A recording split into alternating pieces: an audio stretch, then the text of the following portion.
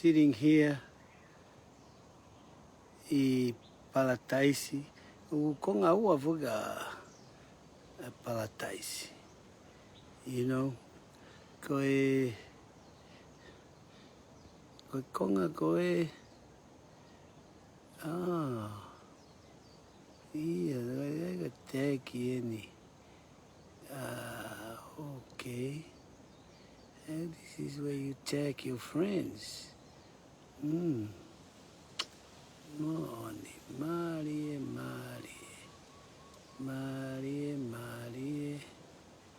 Hey, this is where, this is how you do it, you know. Nagiging fufapapau. Ai fonga koe ke te oi teki. But anyway, ako tau tuheni I palataisi. Koe ai ke tō ai talo. Ka kou whanongo atu ki he talanoa koe me Salt Lake City. O talanoa whaka Salt Lake City ki he tuna meni akapuru. Pa ku hangi koe o ku whaka amu au na u iai.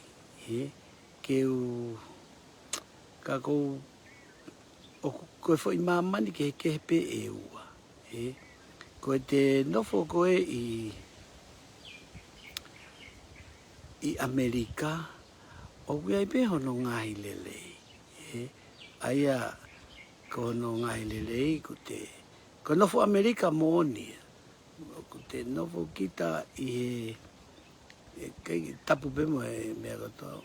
Maa mea kotoa saitu woka fuku ke whahalu holo kere mo hafua ngai mea ko ia. Ka ko hono moni, ko te nofo koe ko te hau ata ki Hawaii. E te whai kita mea koe oe whama. Lele holo kita he kere. Pa hono moni pe o na ia. Hange koe mea koe nau lawe ki ai.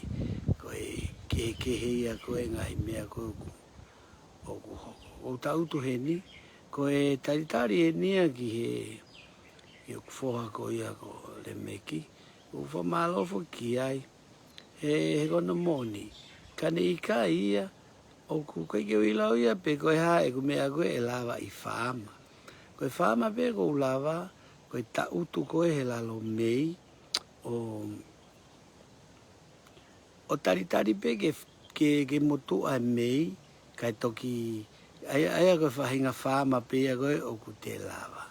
Kai ke, ka ko fia pe au ia he two different life. When we in Utah, it's a whole different story. Ko te Utah kita ia koe mo uia ko ia, koe mo uia o ku taupehepe ko Amerika ia. Ko te alu kita ki ai o nofo Amerika. Aia koe whahinga nofo ia ko ia o ku keike ia ha mea ia koe alo kerekerea. Ki alo ki uta pe ki whi ngai whitu ke. Kaike, ko te hau ata koe ki heni. Ki tau bebe hau ki Hawaii. Pau nofo Hawaii lelei pe fo ke kau Hawaii ia. Ka kuhange ko ala ko ia ko hau ki Hawaii ni hange hak foki aku ki eua. O whakalata pe ia ki te au. O inga he ko hau au ia o kerekerea. Ai ka pate museo mai ki vao. Ka kusio. Mamai e o ai o Naireni excavator. Koe ki ulu siaine ia koe ni. Sewe ke siaine ia ku lahi au pito pe siaine ia. Where ia o ke lava hano kai ona. Ka koe pena e lolo a foki ai vao ia. Alu ia ko wasio. Pa reni lewa misini.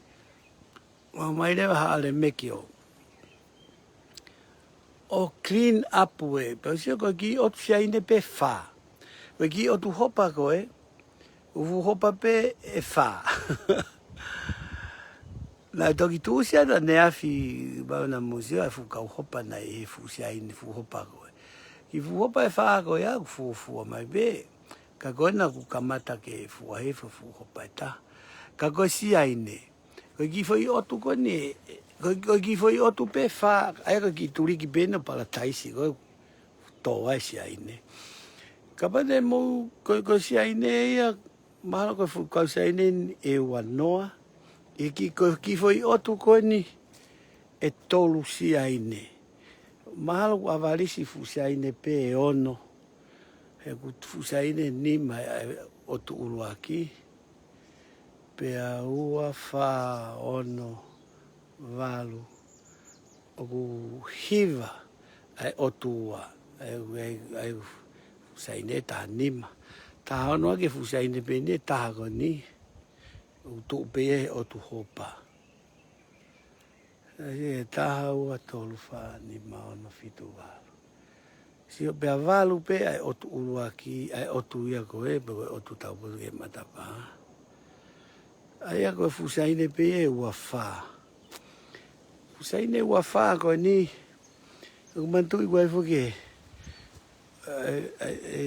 fusaine ia ku mei fua ia e ua, he kou lau pe au e koe fusaine e taha. He ku huri fukia pe au, ai utu hake fusaine ia e ua wha ono fitu e walu ia ai, lalahi, koe lau funki huri e lalo. Ai koe e kausaine koe, mai ki kausaine fo o koe. Aia, ka ane kou lau ki fusaine ua wha, ki fu hopa e wha. Fiu hono kai. He koe, aia koe mamea koe, mo le meki e whai he aho ni. Moses, malo mua Moses. Sio mai ki he kuo. Koe atunga ni e panana, mei fua pe fu, siaine kotoa ai a hene. Ka koe aike tō e talo, ai ako siai pe ma vai i mua, molu foki kere. Pea, sika niu mata ai ako oku, sika niu mata wasi mai mui he siaine, oku, ma ulalo pe e wha kaka kapa na hena mo se similai. Mou ia, ka tama ia swing. Sika koe niu ia ku mata. Mau bene mata, mo ne whaka ofa. Ka ke lava e so tia ia kakahe. Sika fundiwa kau mei ki maalunga si pe siaine. Ka oku e lava pe ia, we befu wa akau wha mai o hoka aki. Ka koe taimi kau, sika aia ka fu, sika fu siaine koe e ono koe ni. Koe ki otu uruaki pe. Aia ko si fua, fu siaine koe fua koe tahai. Fu siaine koe fua moia uaia. Fu siaine whika tolu fua uaia. Koe taha koe moe. Ua noia. Pea fitu mai aki. Aki fu siaine koe ni. Pea walu aki. E fu siaine koe. Aia. Fu kau siaine e walu koe ni. Ihe ki foi otu uruaki ko fu e whamalo atu mou tolu koe na e awhi mai. Koe e whana mea whana e niu mou ke aluhifo ki lalo. Pau ake e whenga kaka. Aike, kako e ki kere lelei au pito e nia. Tala noa ta apea ta mawhama. Whanongo tala noa pe. Pa kapau e lava ma ki foi otu talo e nima. Kapau te mo sia mai ke lori o sia ifo ke mata i talo. Sia mai ko stupu e ai talo ia i he upini. Ene take ki talo. Pea ko whakawai rewa. Ka tekniki pena e o mai. Aia mahalo ko e weekend e taha mahalo. Mei weekend taha. Kai ko si weekend taha. Pea ko tupu e talo ia. Pea koe ai eni ke tō. Koe whi mau ke monoi ke kere. Ke whai aki a. Koe ki kau ngā api koe ni ta whaki koe. Tamasi ia ko 40 nai ata. Sia ko ki nephew pe ia. Pea koe ki whare koe. Whai e pe papakiu koe mea whaka Hawaii pe foki. Here in Hawaii nei, ko ai beki hati, na fo'anga toa ki siaine me talo, ini peki ai. Ko anga ia ko liri atu ko I motu, kau siaine ta, vilo mai turiki ko kai ke, ko a tunga ia whamalo atu ko hiloku o ka pau au ki ai ka pau whai au ki funga niu. Ko ai koe, ngo mena o lawe ki ai koe tatari penia ke, nā lava to ia fu, ai talo koe ni nā whakahino hino atu.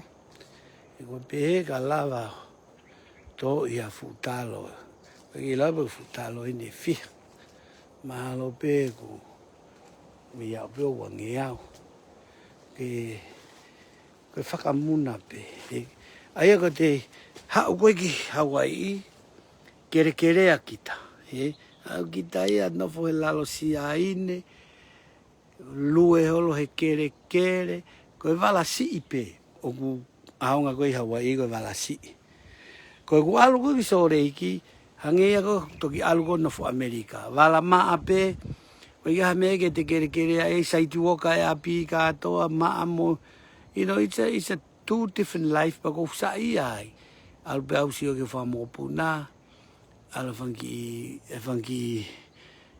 you know, but go missa so le ki so ifo ka pila mo mea ku nau. Fetex a ki lere fo ke ngai pioneer tuna meni ai. Nau ha wa ia ne nau to ki ha ba ia o tau mai to pule lulu ka do na ki. He go ane afina e fai ki welcome ai faikehekehe el ta ngoue'anga pe e fai te fokia pongpongi ka go se tuna meni a honi tuna meni ko pioneer tuna meni ko sore ki go me ta fai ke me ke to lai ke te au ke compare nau ilo ko ta ni mataha e no fau Hawaii o vale be retire pa fai ki hiki ki so reiki. Ui ai fuke whanau. It's a easy choice to tamai ni men Siuaki. Na mau behepe te ke ever leave Hawaii. Ko talangino. O ke pe taimi e retire pa ko e toko ono e mawhanau na o smari kotoa. Ko e mokopuna tahiwa. One is on its way. Ai e wanoa. Ko e whalahi pea o ke I Hawaii ini. Noni ki whanau toko wha. Ni magi ki tamsina o smalolo. Ai ka toko taha wha about to be 15 ko ni toenga o kui sore kia. Pea, you know, o kui pe taimi te mo'i, especially when you retire, o ku, honestly, ko ri aki kita, kai ke tofu mauinga ia, pe ko whewhitu te ui ai, mauinga whitu e koe whanau me whamokopuna. Especially in our grandma, he no wangi ai hiki ki ai I alu whakawike ko he whakapuna ko he ko hape ko hao ki eua ke heka ngau tāne ke heka he one mato ka ko heka he whakapuna pa ku mahiki ki maua ki utaka ma eva mai pe ke magi whama I just like foki mai pe ki palataisi no fo he lalo siaine lalo fekika lalo mei you know ai ko hange haki breaki ma beki uta we ke tolu be mahina ta ha ki Hawaii me foi a ngo fulu foki ki uta you know ai o lau te moa be ki ai time go de retire ai o mau ingange fa nau mo fa mo puna fitu nau firi ki ai o se firi aku nau firi au ke vahevahe me eua pa neongo ko ngai palani ku matua ke o kumi haki mo ui vahevahe me eua o hau ki Hawaii ini pe au I made Hawaii my home o nofo ngā ue ai retire ai pe you know pe osi lewa e ku whiri aku ma aku whitu koe na lelei ki te au whitu na ulata ai mo koa whitu na mao e ma ngā ue ma e ma mo ui Pena e hoko pe kakai ko ia ko makakai. Pa ko hangea ka huku ia, hangea kita ia, mea na te langa I ka huku ni.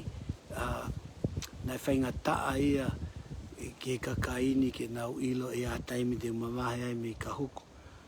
Because hangea ko fofonga aku ko hamata o ka huku tapu pe mo ki nau tō. Ki fofonga pala ko koe ni he na umo ui aki a ka huku, mate aki a ka huku. Pea teu ki ka huku pe au ia, ani ko lau mi mahina ko tō pete ma ahi mai, ma ki whaama, ma uwha la tape ia, ka manofo I so reiki, kumi api ko whanau ai, pe wongo ofe fine, foha koe ko semis magasina tu vahevahe ofi a bit minute pe tol nau nofo Eagle Mountain pe ku firia e whanau ke mea ia o fiti ma nau tolu koe whahinga ifo ia koe ni o kere a koe lue holo koe Emily koe tari ka le meki ke hau ke whae ma tō talo pe tau tu ai pe kita lalo siaine o whakamoko ai pe kaku uhinga e tala loto ia koe two different lives koe te alugi mainland ni mana ko te mo te nofo koe hau koe aia ko te kake ilo pe two different place kako stage of life aia ko stage whika ni mai ni aku a retirement ni pea koe mea pene ko loto ke ai ke nofo pe uta. Hange ku ata mai lelei ai pe ki tai si e pui pa ke ia mea ke whai ala nofo ai ko te hela ia pe ai ko pong pe ma foki so leki ma foi wike ua ma hau heni a foi wike taha ka koe that's how our life is pa ko whamalo atu ke Tonga ko toa pe angai tau kumi mo ui tau mawahe foki mo tau motu o whaanga na te lau pe ki taia pe ko whepe ki kolo mo ki whanua na ke tupu ai ino koe toto a taki taha mate aki I pe mo teke pe no ki mo teke pe au e funga ahia pe ko mau ki kolo ia ko mua e ua kolo ia ku ia e kauwhana airporti ko te hifo atu pe kange koe lau ko mātou ia. Pea neongo koe ki o tu api pe ia e nima mahalo ta ua tolu whani. Ki api e ono ai loa koe ki kolo. Ka mahalo ku api e hongo fulu e ni whaalahi koe ki olunga. Pea neongo ne sisi ika te maulau pe mautoria koe tika taha pe mamani. Ta tau pe mo tala noa mai koe ane nai kau tataka motonga lapa uiha ko foha taki taha teke pe hono ki meri ko whee ki kolo eku ke teke e koe taki taha ko whalaleu ko whee pe paku tonu pe ke pehe hange pe ko toko ua koe ni ko kai vai e fo ui pe ia ke mate paku hange koe lau paku hono tonu pe Whebeki kolo koe na te lere taka I holo ai he keisi e kei whika uruaki pe ia ka kita. No matter what. Siuaki he, ko ki mouia ko mau ki kolo I wana e tau pe ia hiva. Ka e kei whika uruaki pe ia. Pea tau e taha I havelu loto. Pea tau lewa ia e ni mataha I kahuku. Aia la I e mu kahuku nga. Aia neongo e tau e ni mataha koe e gunofo koe I kahuku. Pea tau pe e hiva e gunofo aku I eua, I mua eua. Teu kei pehe pe au whika uruaki pe a mua eua. Neongo koe ki tau hiva koe a mahalo koe tau ni mahalo ku toki lava manatui.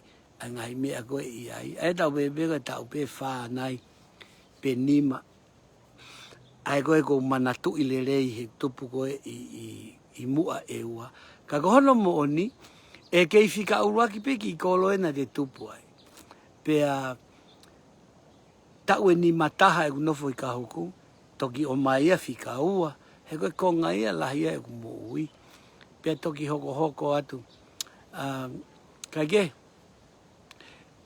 ka komea kumari koe tau whanau,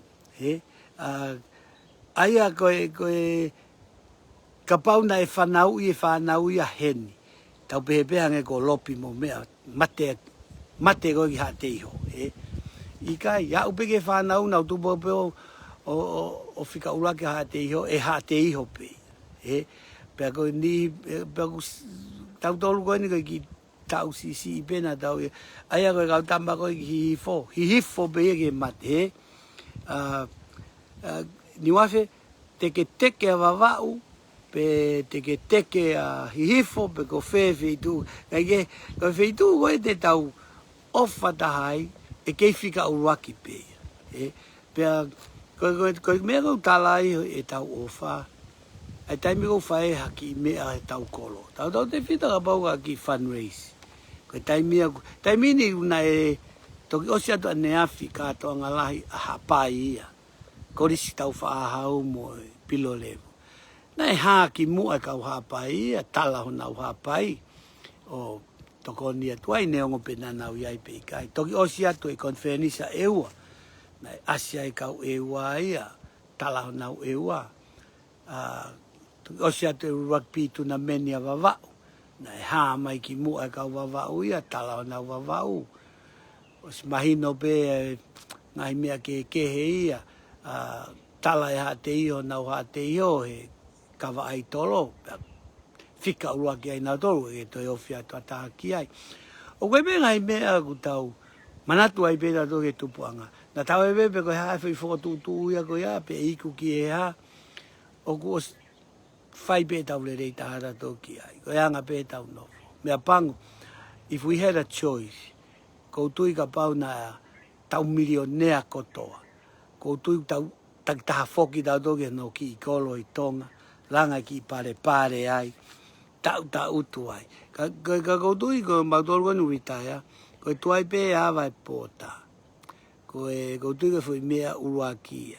Kai manio ke tunu pe ai mo, sio ko osi ai mea te he ai mamani ko mea whainga maari e mai whanau pe ko mea peu whakaofa ai hanga ko whanau pe te nau toi ahia o ofa e tau whangi kolo hanga ko ki tau toru pe ikai kake but most of them they will matu kai vilo ko sai kolo ko tau whanau mo tau whakamopuna some of them most of them he ke toi hoko se ni tia ko palepale ma te nau futu maari e ki nau tolu o lava lelei e nau kawenga I e feitu nau iai e toi lava mo extra ia ke langa nau ngaahi vacation home pe ko ha feitu ke nau ewa ki ai I motu ko tuka foi ariaki a koe o tautupu koe ni aini hangepe ko au mo whanau o ko nganga o malangai o nganga ke aonga o api e whangakui whangatamai na nau si matea ki mai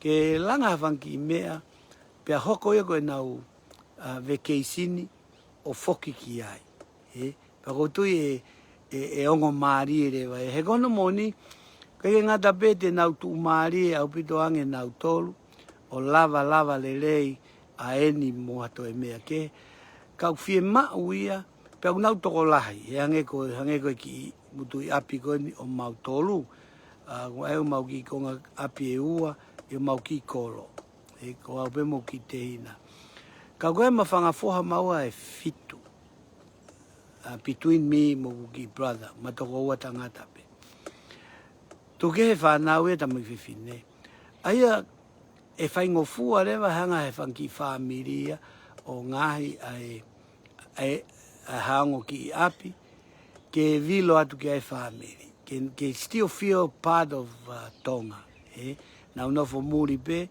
mo iai peha ki whetu I motu ke nau vilo atu ki ai kai ki tui au o kutoi aha tau whanau whamokopuna pe alo nofo au pito I Tonga maybe they will he kono mo ni o ku lahi au pito e whainga maari e pisinisi ai Tonga ke te alu o whakapapau ia fo I mea taha ke vilo haki siaine. Koe koe whenga ke whahatu maari.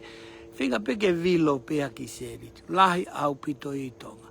Koe whui meu whemau ia i Tonga, ke whakaivia.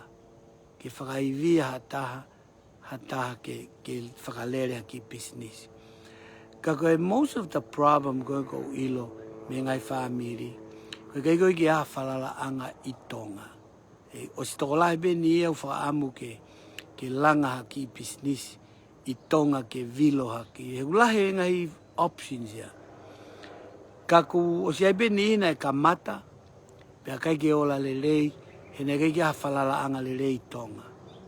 Oku koe fo iki ia ki tuai, koe tui koe ne osi koe COVID koe ni e lockdown ni. O ka pao toi osi. E iai ni te nao whakotuu. Bako no moni na fokia ka pau koe iai pia te taha tonu. Amsia nau tōruia koe koe iai e taha tonu. Pua taha whalala anga. Toenga koe ni ia oku ikai. Unless ku te aluhanga tonu ki ai. Pia koe no moni koe mea kei tuai ai koe ngai businessi. Private sector a Tonga ke mo ui ai kakai. Pia koe no whika wā pia koe ke priority ia ke pure anga. Ke nau toko ni e private sector. Ka lere ha mea ia sai ha private hata. E toi ala mai e pure anga ia to o atu ia ke nau ana tō whakalere. Whaka ofa ngai idea ia koe kakai e nau alu atu mo ia. Ka pau te mo i fuoloa koe peu ki whakaukau ke u alu o. Ke te alu tonu pe kita kamata i pa te sio pa te hanga e just ia ngai mea koe e wheto aki ai. Because that's how life is. Ka kupau pe ke te alu tonu pe kita, whakahoko e te whakakaukau, whakapaanga e te whakaukau. Because sometimes koe ai pe tonu apito. Pa matu kehe mea i Tonga, kehe te whakaukau, kehe a real life. Pa te, ko kita pe te lava to e furihi, mo to e furihi ta e to e mauha, approval mea taha. E koe whielau ka hanga taha ia ki furihi ha tamakou te peu te whalala ki ai. Ita ki taia peu whie poto. Ka mau mone masi ia. O ilo ko pau pe ke aia koe mea ia e hoko. Pea koutui ka nofo pure angaia ai ha patseti. Ke nauhanga encourage. Pe nau subsidize. Pe ku nauhanga o whakaivia mo toko ni a private sector. Tonga, koe mea ia koe te tau mo ui ai. Kai ke ngata pe private sectors te nauhanga o whakangā we kakai ke maa nau whainga maari e me iai. Ka koe ni ihia koe te nau toe tō neiti ki he mea whakakolo, whakasiasi mo ngai mea ko ia. That's how we build Tonga. Koe pehe koe ke control mai pure anga e ufu mea lalahi o whai tufa. It's okay koe ke u whie politiki au ka ku talatu. Koe tuetai mini, kolo kotoa pe i Tonga, koe hanau kakai i murini. Kakai ku maheni ngā ue, pa koe kakai koe nau se niti, ia nau mea ke nau to whotu. But sometimes mau whoki atu, o ai koe whakaukau, hangenia ku toi whawhepaki lai taha pe ia koe whaunga koe pure anga. Kai ke toi ha paperwork moe ha. O sai pe ia mahalo ka sometimes whakawho ia ke kai. Pa hange kou toi siofi mahe ni ihia koe unau maue. Ai mawhai koe ke toko ni e mea. Ke whakawhai ngofua i koe o ngā ue. Hange kou nau toi sio mai nau tōruia. Ke mauha nau ki mea me iai, pe koe vahevahe, pe koe kai haasi e te whakaukau, pe koe whengai ke rihuka ia mo to partner koe ku te aluatu mo ia. Koe mea whakatuta lewa ia ki kakai koe whio ato langa whonua. Pe hau pe ia o mimi auha pe ia te kei ke kamata e fo i business, pe koe fo i whakaukau ia ko ia. Pe tau whoki mai nau tōru. O pe tuku au pito ia, whoki mai nau tōru ia. Aia koe mea ia koe whakatuta koe. Ka koutui ka hanga e pure anga whakaivia. Ai ka kai koe tak tā whoki atu koe nau kolo, nau whitu. ke langa nau ki private sector, e nā mua ki private business. Ke uinga ke whakangā wei aki kakai o ki koloko ia, maana mo ui. Ke koe, piki lau pene ki lawe pēu ki ai, ko tala noa. Ka e whoki atu mei osi ki laivi, ko tari aku hen ke tō e talo ia he ki waha siaine koe ni. Pea koe vai whaka trips mai be mei mua mei he, o e toki lei out mai whanki Etiopia, trips ia, ke fui ia ki ai pe talo. E ko siaine ko ni o mo ibe ia te ia o kei te lawa ki ta kai siaine. Fere a siaine ia. Pea e ki fu siaine ua wha, fu hopa e wha. E ki mea bea tu koe ki konga koe. Ka ku fiu ki ta no whenga ke kai se koe te tautu pe koe no se hoa ke holo peki. Tu koe a siaine. Pea te ta wha koe. Kai ke. Ka te ngata ahe, malo si o mo wafe mai, ko au Siuaki Livai o whātu mei Hawaii, malo.